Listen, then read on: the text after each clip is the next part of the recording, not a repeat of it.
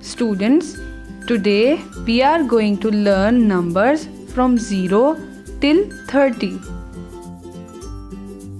0, 1, 2, 3, 4, 5, 6, 7, 8, 9, 10, 11, 12, 13, 14, 15, 16, 17, 18, 19, 20, 21, 22, 23, 24, 25, 26, 27, 28, 29, 30.